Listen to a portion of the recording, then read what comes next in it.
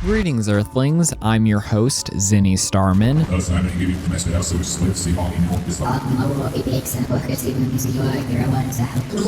Disembodied head who reviews movies while floating out in space. Today I'm taking a look at The Void from 2016, an indie horror film done by Cave Painting Pictures, a small Canadian production company that... Alright, as you can obviously tell, something is clearly wrong here, but don't worry. Well, while I'm stuck in this weird acid trip through hell, I'm going to review The Void, which probably deserves more attention than what it did, considering the fact that it was made with a crowd-funded budget of $82,000, and has some of the most insane practical effects that you typically rarely see in this day and age. The beautiful thing about practical effects is that they look great. They look great on camera, but when you're on such a tight timeline, they need to work the first time through, and that's not how practical effects work. It's like a process of kind of like getting it there. But what's The Void about anyway? It must be super complex and laced with lots of highly explained details that would make this film at the very least an hour and 30 minutes. And that's including the opening and closing credits. It's important to address how The Void is very much inspired by, well, not only a bunch of 80s creature movie callbacks, such as John Carpenter's The Thing and largely Prince of Darkness, you know, from the characters getting caught up in this strange cult, the supernatural material, the portal to another world, the involvement of a sacrifice, but it's also very much executed in this very cosmic Lovecraftian way, meaning a lot of things don't make sense and it feels very otherworldly and unknown. A movie that I especially really love in this genre is 2010's Beyond the Black Rainbow, which deep down below the unusual surface had a message about superiority, and how this girl named Elena was trapped in what appeared to be a large, powerful facility, run by an odd man who was studying her powers through abusive behavior.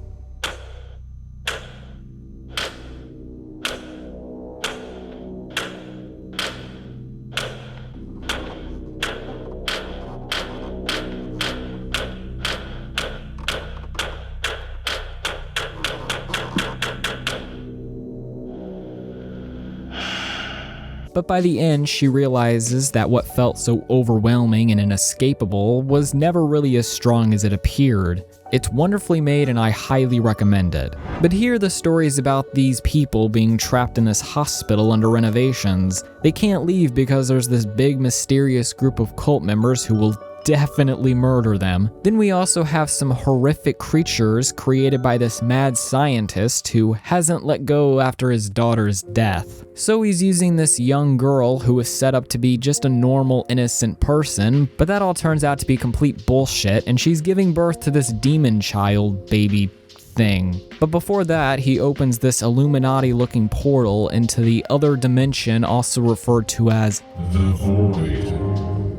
The rest you kinda have to fill in with your own imagination, which some people might like, but most, won't. I will say after my first viewing, I wasn't really into this premise and the vagueness of everything. Though the effects were great, I just felt like the rest was a bunch of throwbacks to 80s horror, which is fine, but a little overdone at this point. Maybe I was just expecting something extremely different than what the film actually was. It wasn't until I went back, rewatched it, learned more about the process they went through, with how they got shut down during production a few times, had only like 20 11-hour days to shoot the whole thing, plus just how shocking the extremely low budget was able to bring so many creative designs to experiment with. I can easily say that while not perfect, and I'll touch more on that later, it is still one of the better horror movies to come out in the last few decades. And I think the reason why is because the film focuses more on this unease feeling with imaginative visual storytelling that doesn't just give you a bunch of spooky things popping out in different places. Instead, it builds this creepy, otherworldly atmosphere with a plot that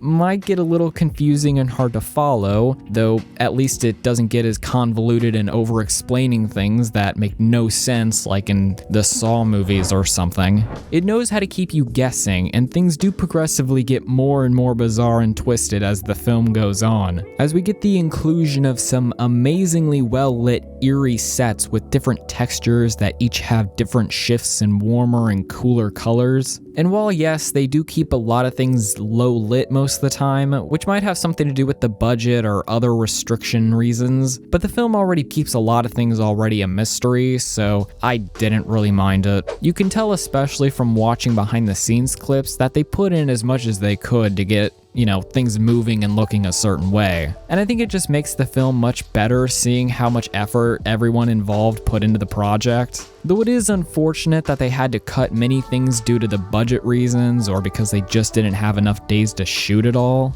But it is still impressive that they were able to shoot in only 20 days, the same amount of days that the original Halloween was shot in. Though you can tell that this was a much more ambitious project than that was. And I feel like with a bit more time, maybe the pacing would have been slightly better, especially towards the more hectic ending where things just get a little too messy and wrap up kind of quickly. This movie definitely has a fast descent from normal to just complete what the actual fuck. I also say this because the characters are for sure the weakest element of the whole thing. The acting is fine, just the characters are a little on the bland side, which isn't too abnormal for most horror films. A lot of the times you just get kind of barely developed characters, but in this case I feel like they just wanted you to have a stronger emotion towards these people that, to be quite honest, I didn't really care about. Which sucks considering Daniel, the main hero character, has this really unfortunate scene where he has to kill his wife, who has been operated on by Richard, the evil scientist guy, to become one of his immortal evil creatures. And I don't have much emotion towards this relationship that was hardly even developed and explored in the first place. Either that or because I'm an unsympathetic psychopath. Which, while might be true in some respects, since this film is cut short and it just kind of jumps into the madness only 7 minutes in, it just doesn't really leave much room for character development. To me, we just have some random, moderately interesting people trapped in a twisted, renovated hospital that just get killed off in extreme ways. Which, I mean, I guess if you're into really gory, graphic kills in horror films, then I guess this film has you covered. I also feel like I should have cared more for Daniel's sacrifice towards the end of the movie, but I wasn't really emotionally invested, so it just kind of gave me a, well, that kinda sucks sort of reaction.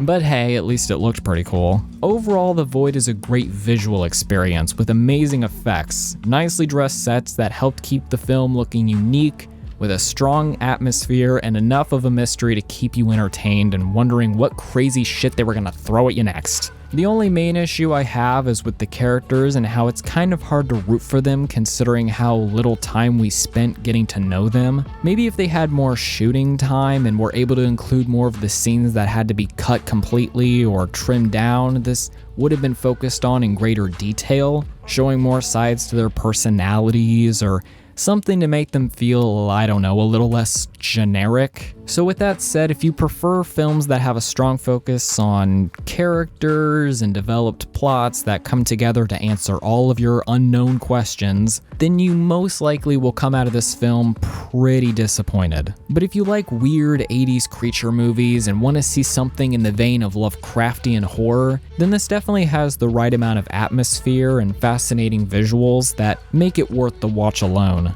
And with that said, it's time to see if I can escape from this mess. Oh, you've got to be Alright, hope you enjoyed this week's episode of the Zenni Starman Show. I say that as if this is a weekly thing. Thanks for watching. Make sure to like and subscribe, or live the rest of your life in the void. It's like Disneyland from hell, playing reruns of Where the Dead Go to Die and The Human Centipede 2. Love you, Earthlings. See you next time. This is Zenni Starman, signing out.